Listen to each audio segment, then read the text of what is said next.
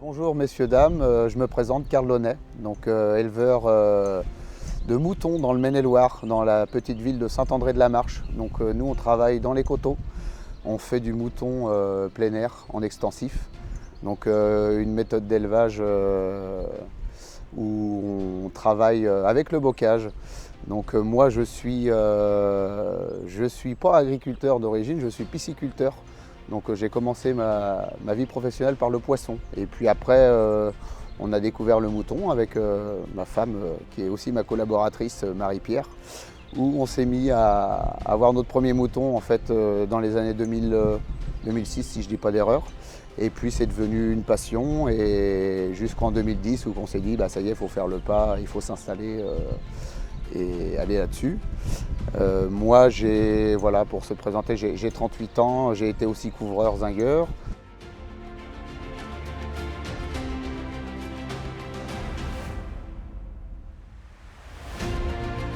Qu'est-ce que l'élevage extensif, comment on le conçoit nous?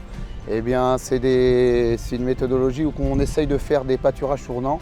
On ne fait pas de grandes cultures, hein.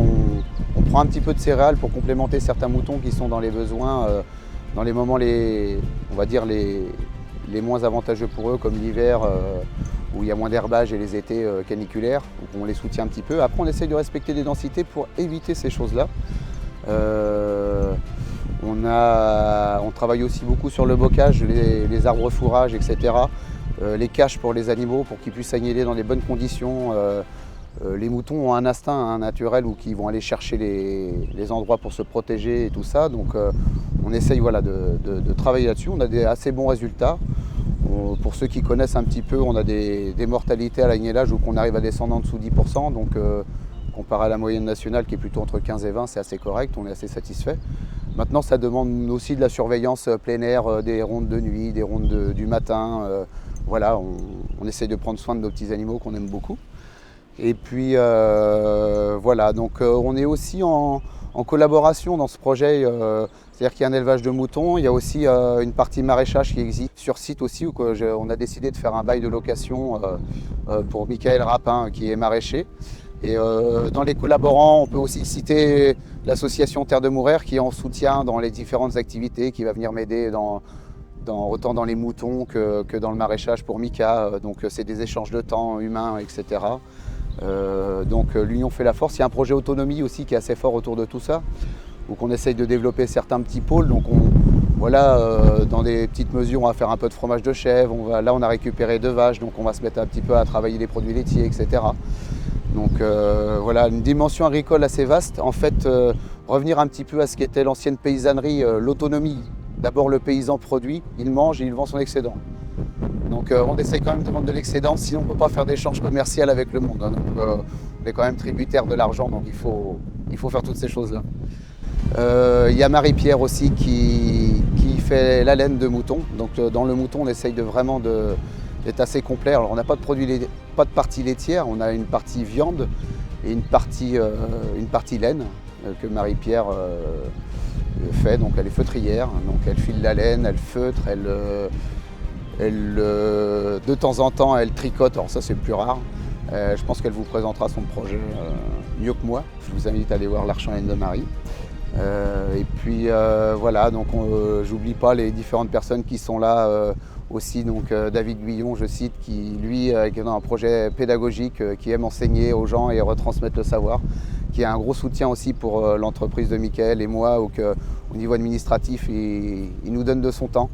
Donc on le remercie beaucoup aussi. Et puis voilà, je vais enchaîner aussi, si on fait une vidéo aujourd'hui, c'est pour remercier suite au vol à ce qui s'est passé en fait par rapport aux moutons par 2 fois l'année dernière. On s'est fait voler une trentaine de moutons au total. Donc ça nous a un peu fendu le cœur parce que voilà, on aime nos animaux. Alors il y a la partie économique évidemment, mais j'aurais préféré les donner, pour être franc, j'aurais préféré les donner quand ils auraient été adultes que de les faire chourer comme ça. Donc ça a éveillé en nous beaucoup d'émotions, des choses qu'on ne s'imaginait pas, des colères. Mais bon, on ne se laisse pas aller. En fait, ce qui a remonté beaucoup le moral, c'est les gens qui nous ont soutenus. Une cagnotte en ligne qui a été mise en place par une amie, Léandra, qui fait des savons sur Andrezé, qui spontanément s'est dit c'est dégueulasse, faut qu'on les soutienne, c'est des gens qui travaillent, etc., qui aiment leurs animaux. Ça fait chaud au cœur. Si on n'avait pas eu le malheur, on n'aurait pas eu la chaleur humaine et les dons des gens aussi. Donc voilà, on peut toujours en tirer d'une mauvaise expérience une bonne chose. Donc merci beaucoup à tout le monde hein, qui nous ont soutenus financièrement et moralement parce qu'il y a beaucoup d'argent. Il y a des gens aussi qui sont venus donner du temps. Donc merci à tout le monde. Merci beaucoup. On est déterminés, on va continuer. L'agriculture, c'est un métier passion. On ne va pas s'arrêter comme ça. Et puis voilà, on a la chance de travailler dans un cadre. Bon, je pense que vous voyez un petit peu. Voilà, on est dans la nature. Donc moi qui me ressens la nature dans la nature, je me sens bien dans mon métier et dans mon bocage. Donc voilà, je remercie beaucoup les gens. Et puis on va continuer à essayer de tenir bon en agricole. C'est pas forcément tous les jours facile parce que bon, tout le monde connaît un peu les conditions des revenus, etc. Mais bon, voilà, on va pas abandonner.